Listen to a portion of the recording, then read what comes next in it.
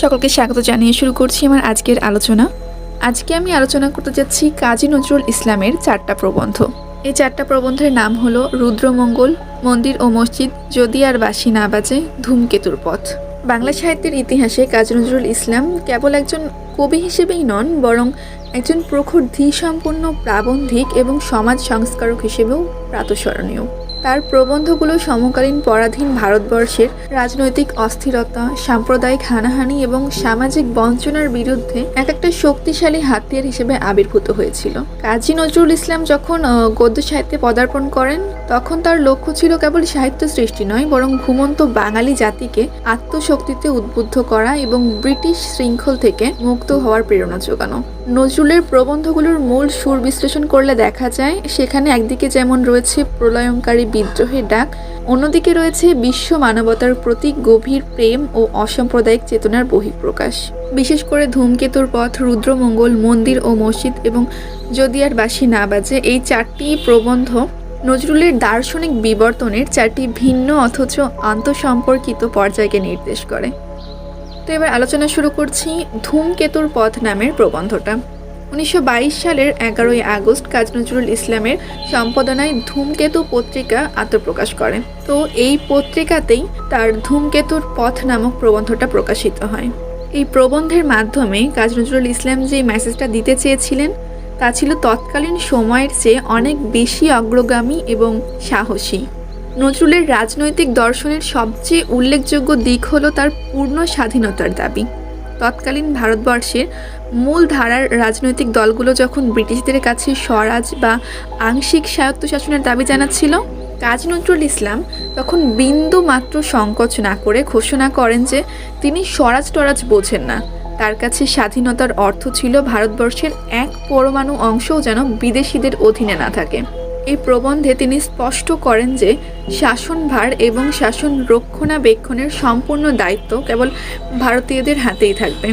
নজরুলের এই বার্তাটা ছিল তৎকালীন সময়ের আপোষকামিতা রাজনীতির বিরুদ্ধে এক প্রবল চপটাঘাত। তিনি উপলব্ধি করেছিলেন যে আংশিক মুক্তি আসলে প্রকৃত মুক্তি নয়, বরং তা পরাধীনতারই একটি ভিন্ন রূপ। এ বিষয়ে তিনি তার প্রবন্ধে বলেছেন, সর্বপ্রথম ধূমকেতু ভারতের পূর্ণ স্বাধীনতা চায়, স্বরাজ টরাজ বুঝি না, কেননা ও কথাটার মানে এক এক মহারথী এক এক রকম করে থাকেন। ভারতবর্ষের এক পরমাণু অংশ বিদেশিদের অধীন থাকবে না। ভারতবর্ষের সম্পূর্ণ দায়িত্ব, সম্পূর্ণ স্বাধীনতা রক্ষা, শাসনভার সমস্ত থাকবে ভারতীয়দের হাতে। তাতে কোনো বিদেশির মোরলি করবার অধিকারটুকু পর্যন্ত থাকবে না। যারা এখন রাজা বা শাসক হয়ে এদেশে মোরলি করে দেশকে শ্মশান ভূমিতে পরিণত করছেন, তাদের পাত্তারি গুটিয়ে বোচকা পুটলি বেঁধে সাগর পাড়ে পাড়ি দিতে হবে। প্রার্থনা বা আবেদন নিবেদন করলে তারা শুনবে না। পূর্ণ স্বাধীনতা পেতে হলে সকলের আগে আমাদের বিদ্রোহ করতে হবে, সব কিছু নিয়মকানুন, বাঁধন শৃঙ্খল মানা নিষেধের বিরুদ্ধে। নজরুল ধূমকেতুর পথ প্রবন্ধে ব্যক্তিগত আত্মোপলব্ধি ও সত্যের ওপর গুরুত্ব আরোপ করেছেন। তিনি নিজেকে নিজের পথের কর্ণধার হিসেবে ঘোষণা করেন এবং তিনি বলেন যে তার পথ দেখাবে তার নিজস্ব সত্য। নজরুলের এই সত্য কোনো বিমূর্ত ধারণা নয়, বরং তা হলো অন্যায়ের বিরুদ্ধে সোচ্চার হওয়ার অদম্য সাহস। তিনি বিশ্বাস করতেন যে যদি কেউ নিজের ভেতরকার সত্যকে চিনতে পারে, তবে বাইরের কোনো রাজ ভয় বা লোক ভয় তাকে তার আদর্শ থেকে বিচ্যুত করতে পারবে না। এই প্রবন্ধে তিনি ঘোষণা করেন যে নিজেকে চেনা বা আপনার সত্যকে গুরু বলে মানা কোনো দম্ভ নয়, বরং এটি আত্মাকে চেনার সহজ স্বীকারোক্তি। আর এই বার্তাটাই পরাধীন জাতির হীনমন্যতা দূর করতে অত্যন্ত গুরুত্বপূর্ণ ভূমিকা রেখেছিল। কাজী নজরুল ইসলাম তার এই প্রবন্ধে তিনি যে কোনো কিছু, সে যাই হোক না কেন, কোনো কিছুই অন্ধভাবে অনুসরণ করার বিপক্ষে। তিনি যদি মহামানবও হন, তাহলেও অন্ধভাবে সমর্থন করা উচিত নয় বলে মনে করেন। নজরুল মনে করেন যে আমাদের মনে প্রাণে যতটুকু সাড়া দেবে বা মন থেকে যতটুকু সমর্থন পাওয়া যাবে, ততটুকুই মানা উচিত, ততটুকুই করা উচিত। শুধুমাত্র আশেপাশের মানুষের প্রশংসা লাভের জন্য মিথ্যা করে এটা বলা যে আমি ওর ভক্ত কিংবা আমি ওর অনুসারী, এগুলো বলার তো কোনো মানে হয় না। এরকম লোক দেখানো কাজ কারবার করে আমরা হয়তো বা মানুষের কাছ থেকে বাহবা পেতেই পারি, কিন্তু মন থেকে আমাদেরকে কখনো স্বস্তি দেবে না। অন্যকে ফাঁকি দিয়ে প্রশংসা লাভ করার মানে হচ্ছে নিজেকেই ফাঁকি দেওয়া, নিজের অন্তর দেবতাকে ফাঁকি দেওয়া। নজরুলের মতে যদি কারো মতামত কিংবা কারো সিদ্ধান্ত আপনার মনের মতো না হয় তাহলে সেটা সরাসরি তাকে বলা উচিত, যেটা আমি বুঝলাম না কিংবা এটা আমার পছন্দ হয়নি। খামাখা লোক দেখানো আমি এটা পছন্দ করেছি কিংবা বুঝেছি কিন্তু মন সায় দিচ্ছে না, এরকম কাজ করা কখনোই উচিত নয়। এটা নজরুলের মতামত, যেটা তিনি এই প্রবন্ধে তুলে ধরেছেন। যদি প্রবন্ধের ভাষায় বলি, ধূমকেতুর মত হচ্ছে এই যে তোমার মন যা চায় তাই করো, ধর্ম, সমাজ, রাজা, দেবতা কাউকে মেনো না, নিজের মনের শাসন মেনে চলো। গান্ধীর মতো যদি প্রাণ থেকে না মানতে পারো, বাস লোকের নিন্দা বদনামের ভয়ে তা মেনো না। রবীন্দ্র অরবিন্দের মতো ঠিক মেনে নিতে পারছো না, বাস মাথা উঁচু করে বলো বুঝতে পারছি না। কাজী নজরুল ইসলাম শুরু থেকেই ছিলেন অসাম্প্রদায়িকতার অগ্রদূত। ধূমকেতুর পথ প্রবন্ধে তিনি স্পষ্টভাবে বলেন যে ধূমকেতু কোনো সাম্প্রদায়িক কাগজ নয়, তার দৃষ্টিতে মানুষ ধর্মই পৃথিবীর সবচেয়ে বড় ধর্ম। হিন্দু মুসলমানের মিলনের পথে যেসব বাধা বা গলদ রয়েছে তা দূর করা ছিল তার অন্যতম প্রধান উদ্দেশ্য। তিনি বিশ্বাস করতেন যে ব্যক্তি নিজের ধর্মের প্রকৃত সত্যিকে চিনেছে, সে কখনো অন্য ধর্মকে ঘৃণা করতেই পারে না। এই প্রবন্ধের মাধ্যমে তিনি সমাজ থেকে ভণ্ডামি ও ধর্মের নামে চলা মিথ্যাচারকে আগুনে পোড়ানোর কথা বলেছেন আর কি। তো এবার আমরা আলোচনা করব কাজী নজরুল ইসলামের রুদ্রমঙ্গল প্রবন্ধ সম্পর্কে। এই রুদ্রমঙ্গল প্রবন্ধে নজরুল যে মেসেজটা দিয়েছেন তা হলো পরাধীনতা ও অন্যায়ের শৃঙ্খল ভাঙতে হলে প্রয়োজন এক প্রলয়ঙ্কারী ধ্বংসের। নজরুল তার এই রচনার মাধ্যমে শক্তির দেবতা শিব বা রুদ্রকে আহ্বান জানিয়েছেন। পরাধীন ভারতবর্ষ যখন শোষণে জর্জরিত এবং জনগণের কান্না যখন আকাশে ধ্বনিত হচ্ছিল, তখন নজরুল জরাজীর্ণ ও ঘুণে ধরা সমাজ ব্যবস্থাকে ধ্বংস করার জন্য এক মহাপ্রলয়ের প্রয়োজনীয়তা অনুভব করেন। তার কাছে এই ধ্বংসাত্মক রূপটি ছিল সৃজনশীলতার পূর্বশর্ত। তিনি বিশ্বাস করতেন যে যতক্ষণ পর্যন্ত পুরাতন ও কুলসিত কাঠামো ধ্বংস না হবে ততক্ষণ নতুন ও সুন্দর ভারতবর্ষ সৃষ্টি সম্ভব নয়। তিনি চেয়েছেন সেই রুদ্র এসে ভীরু ও মার খাওয়া ভারতবাসীর পাশে দাঁড়ান, যাতে তারা পরাধীনতার শৃঙ্খল ছিঁড়ে ফেলতে পারে। যেরকম নতুন বাড়ি করতে গেলে দেখি যে পুরাতন বাড়িটাকে ভাঙতে হয়, ঠিক সেরকম নবজাগরণের জন্য তিনি শিবকে আহ্বান করেন, যাতে আমাদের ভিতরে পুরনো সব চিন্তা চেতনা সব কিছুকে বিনাশ করে একদম নতুনভাবে নতুন ভারতবাসী জেগে ওঠেন। তার জন্য তিনি শিবকে আহ্বান জানিয়েছেন এই রুদ্রমঙ্গল প্রবন্ধে। রুদ্রমঙ্গলের মূল সুর ছিল মূলত জাতিকে জাগিয়ে তোলা। নজরুল লক্ষ্য করেছিলেন যে ব্রিটিশ শাসনের অধীনে দীর্ঘকাল থাকার ফলে ভারতীয় জাতি তাদের আত্মমর্যাদা হারিয়ে ফেলেছে। তাই তিনি এই প্রবন্ধে পরাধীনতার নাগপাশ ছিন্ন করার জন্য তেজস্বী ভাষার ব্যবহার করেছেন। তিনি ব্রিটিশ শাসকদের রক্ত মাংসের পিয়াসী হায়না হিসেবে অভিহিত করেছেন। তিনি এই ব্রিটিশ শোষকদের বিরুদ্ধে ভারতের সকল জনগোষ্ঠীকে একতাবদ্ধ হওয়ার জন্য বলেন। তার এই লেখনী ছিল মূলত এক রাজনৈতিক উদ্দীপনা, যা তরুণ সমাজকে বিপ্লবের পথে পরিচালিত করেছিল। নজরুল মনে করতেন যে সত্যের পথে চললে মানুষের মনের সকল ভয়, রাজভয় হোক, লোক ভয় হোক, যেই ভয় হোক না কেন, সব ভয় দূর হয়ে যায়। তিনি কেবল নিজের সত্য বা আত্মশক্তির কাছে কুর্নিশ হওয়ার আহ্বান জানিয়েছেন, যা একজন স্বাধীন মানুষের জন্য শ্রেষ্ঠ ভূষণ। নজরুলের এই বার্তা পরাধীন জাতির মেরুদণ্ড সোজা করার এক অমোঘ মন্ত্র হিসেবে কাজ করেছিল। এবার আমরা আলোচনা করব কাজী নজরুল ইসলামের মন্দির ও মসজিদ নামক প্রবন্ধটা। এই মন্দির ও মসজিদ নামক প্রবন্ধে নজরুল ইসলাম যেই মেসেজটা দিতে চেয়েছেন সেটা ছিল হচ্ছে যে ধর্মের বাহ্যিক আচারের চেয়ে মানুষের প্রাণ অনেক বেশি মূল্যবান। প্রবন্ধের শুরুতেই নজরুল দাঙ্গার সেই বীভৎস দৃশ্য তুলে ধরেছেন, যেখানে হিন্দু ও মুসলমানরা একে অপরকে শালা জবন বা শালা কাফের বলে গালি দিচ্ছে ও হত্যা করছে। তিনি দেখিয়েছেন যে যারা ধর্মের প্রেস্টিজ রক্ষার নামে একে অপরকে আঘাত করছে তারা আসলে সত্যের আলো পান করেননি, বরং শাস্ত্রের অ্যালকোহল পান করে মাতাল হয়ে আছে। নজরুল অত্যন্ত বেদনার সাথে লক্ষ্য করেছিলেন যখন দাঙ্গায় আহত হয়ে হিন্দু মুসলিম পাশাপাশি পড়ে আছে, তখন কিন্তু সবাই বাবা গো মা গো বলে আর্তনাদ করছে। তাদের রক্ত যখন পড়ে আছে সব কিন্তু একে অভিন্ন হয়ে আছে, বোঝা যাচ্ছে না কোনটা হিন্দুর রক্ত কোনটা মুসলিমের রক্ত। আর এদের যে বাবা গো মা গো বলে যে চিল্লানো, এটা দেখেও পার্থক্য করার কোনো উপায় নেই যে কোনটা হিন্দু এবং কোনটা মুসলিম। নজরুল এই ঘটনার মাধ্যমে যেটা বোঝাতে চেয়েছে সেটা হচ্ছে মানুষের আদি ও অকৃত্রিম পরিচয় হলো সে মানুষ, আর তার সাম্প্রদায়িক যে পরিচয়টা সেটা তো আরোপিত, সেটা তো বিভেদ সৃষ্টি করে। তো কাজী নজরুল এই প্রবন্ধে অত্যন্ত সাহসের সাথে ধর্মীয় গোঁড়ামির সমালোচনা করেছেন। তিনি বলেছেন যে হিন্দুত্ব বা মুসলমানত্ব অসহ্য নয়, বরং টিকিত্ব ও দারিদ্রই অসহ্য, কারণ এই বাহ্যিক চিহ্নগুলোই মারামারি বাধায়। তার মতে টিকি হিন্দুত্ব নয় এবং দাড়িও ইসলামত্ব নয়, এগুলো কেবল পাণ্ডিত্য বা মোল্লাগিরির প্রকাশ মাত্র। তিনি স্পষ্ট করে বলেছেন যে মন্দিরের পাথর বা মসজিদের দালান রক্ষা করার চেয়ে একজন মানুষের দেহ রক্ষা করা অনেক বেশি পবিত্র কর্ম, কারণ মানুষের দেহ স্রষ্টার শ্রেষ্ঠ মন্দির। স্রষ্টাকে মৃত পুঁথি বা পাথরের মধ্যে না খুঁজে মানুষের হৃদয়ে খোঁজার আহ্বানই ছিল এই প্রবন্ধের মূল ভাব। নজরুলের যে অসাম্প্রদায়িক দর্শন, এই দর্শনের এক শ্রেষ্ঠ নিদর্শন হলো তার সেই কল্পনা যেখানে তিনি মসজিদের আজান এবং মন্দিরের শঙ্খধ্বনি একসঙ্গে আকাশে উত্থিত হতে দেখেন। তিনি বিশ্বাস করতেন যে স্রষ্টার কাছে কোনো পক্ষপাতিত্ব নেই, তিনি সকল সৃষ্টির প্রতি সমান করুণাময়।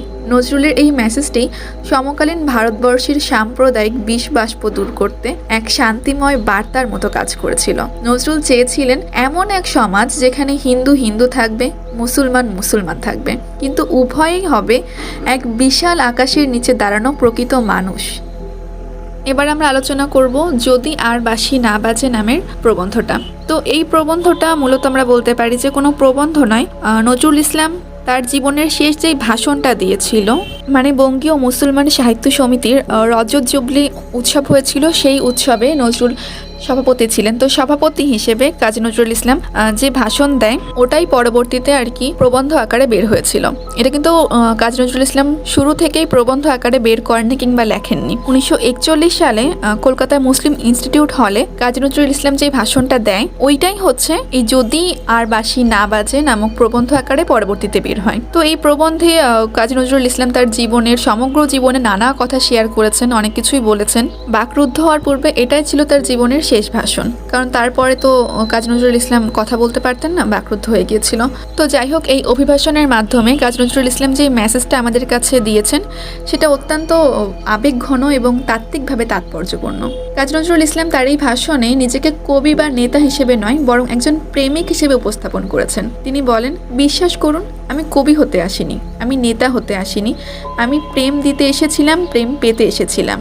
তিনি গভীর অভিমানে জানান যে এই প্রেমহীন পৃথিবীর এক কাঙ্ক্ষিত প্রেম না পেয়ে তিনি নীরব প্রস্থান করছেন। নজরুলের এই মেসেজটি নির্দেশ করে যে তার সকল বিদ্রোহ ও সংগ্রামের মূলে ছিল মানুষের প্রতি গভীর ভালোবাসা। ভালোবাসা না পেলে যে সংগ্রাম পূর্ণতা পায় না, নজরুলের এই বিদায়ী আরতিই তার প্রমাণ। নজরুলের জীবন দর্শন ছিল সুন্দরের উপাসনা। তিনি ঘোষণা করেন, সুন্দরের ধ্যান, তার স্তবগানই আমার ধর্ম। তবে তার এই সুন্দরের কেবল বিমূর্ত সৌন্দর্য ছিল না, তিনি সুন্দরকে দেখেছেন শ্মশানে, গোরস্থানে, ক্ষুধাতুর মানুষের মাঝে এবং ফাঁসির মঞ্চেও তিনি সৌন্দর্য দেখেছেন। নজরুল চেয়েছিলেন নিজের জীবনকে নিঃশেষ করে সবার মাঝে বিলিয়ে দিতে এবং সবার মাঝে বেঁচে থাকতে। তার জীবনের শেষ ভাষণেও সে অসাম্প্রদায়িকতার জয়গান গিয়েছেন। নজরুল বলেছেন যে তিনি কোনো নির্দিষ্ট দেশ বা সমাজের নন, বরং তিনি সকল দেশের ও সকল মানুষের। তিনি আরও ঘোষণা করেন যে যদি তিনি আবার ফিরে আসেন তবে সে হিন্দু মুসলমান সকলের গণ্ডির ঊর্ধ্বে যিনি এক মে বা দ্বিতীয়ম তারই দাসত্ব হয়ে ফিরে আসবেন। তার এই মেসেজটা ছিল সাম্প্রদায়িক সংকীর্ণতার ঊর্ধ্বে ওঠার এক চূড়ান্ত আহ্বান। তিনি স্পষ্টভাবে জানান যে তার বিদ্রোহ ছিল কেবল অন্যায় ও ভণ্ডামির বিরুদ্ধে, কোনো নির্দিষ্ট বা কোনো বিশেষ ধর্মের বিরুদ্ধে নয়। তো যাই হোক, এই ছিল কাজী নজরুল ইসলামের এই 4টা প্রবন্ধের সামগ্রিক আলোচনা। নজরুল কেবল তার চিন্তায় নয়, বরং তার প্রকাশের ভাষাতেও ছিলেন অনন্য। তার প্রবন্ধগুলোর ভাষা ছিল যেমন আগুনের মতো দহনকারী, তেমনি বাঁশির মতো সুরেলা। আর তার প্রবন্ধগুলোর আর একটা বড় বৈশিষ্ট্য হলো এগুলো একটু বক্তৃতা ধর্মীর, মানে তিনি সরাসরি পাঠককে সম্বোধন করেন, প্রশ্ন করেন এবং তাদের বিবেকের কাছে উত্তর চান।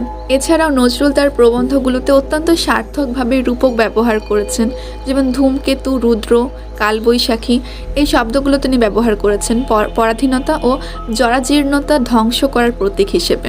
আবার বাঁশি ও পদ্মফুল ব্যবহার করেছেন প্রেম ও সুন্দরের প্রতীক হিসেবে। তার রচনার চিত্রলতা এতই প্রবল যে শব্দের মাধ্যমে তিনি চোখের সামনে জীবন্ত দৃশ্যপট ফুটিয়ে তুলতে পারতেন। আর তার ভাষা নিয়ে যদি কথা বলি তাহলে নজরুলের গদ্যের একটি প্রধান বৈশিষ্ট্য হলো যে বাংলা ভাষার সাথে আরবি ও ফার্সি ভাষার সার্থক ও সাবলীল সমন্বয়। তিনি বিশ্বাস করতেন যে ভাষাকে সমৃদ্ধ করতে হলে এবং সকল সম্প্রদায়ের কাছে পৌঁছাতে হলে শব্দের এই অন্তর্ভুক্তি প্রয়োজন। তো তো কাজী নজরুল ইসলাম তার প্রবন্ধগুলোতে ধর্মকে কিন্তু বর্জন করতে বলেননি, বরং ধর্মের নৈতিক দিকগুলোর ওপর গুরুত্ব দিয়েছেন। তার মতে যা সুন্দর ও কল্যাণকর তাই ধর্ম। তিনি ইসলাম, হিন্দু ধর্ম ও বৌদ্ধ ধর্মের মূল বাণী থেকে সত্য ও সুন্দরের উপাদানগুলো গ্রহণ করেছেন এবং সেগুলোকে মানবিকতার ছাঁচে ঢেলেছেন। তার দর্শনে ধর্মীয় অসহিষ্ণুতা বা গোঁড়ামি একটি ভয়ঙ্কর ব্যাধি, যা মানুষের নৈতিক গুণাবলীকে ধ্বংস করে দেয়। কাজী নজরুল ইসলাম ছিলেন সাম্যের কবি ও প্রাবন্ধিক। তিনি জাতি, ধর্ম, বর্ণ এবং লিঙ্গভেদের ঊর্ধ্বে মানুষের মর্যাদা প্রতিষ্ঠার কথা বলেছেন। তার রাজনৈতিক দর্শনে কেবল ব্রিটিশদের তাড়ানোর লক্ষ্যই ছিল না, বরং একটি শোষণ মুক্ত ও ইনসাফ ভিত্তিক সমাজ গঠন ছিল মূল উদ্দেশ্য।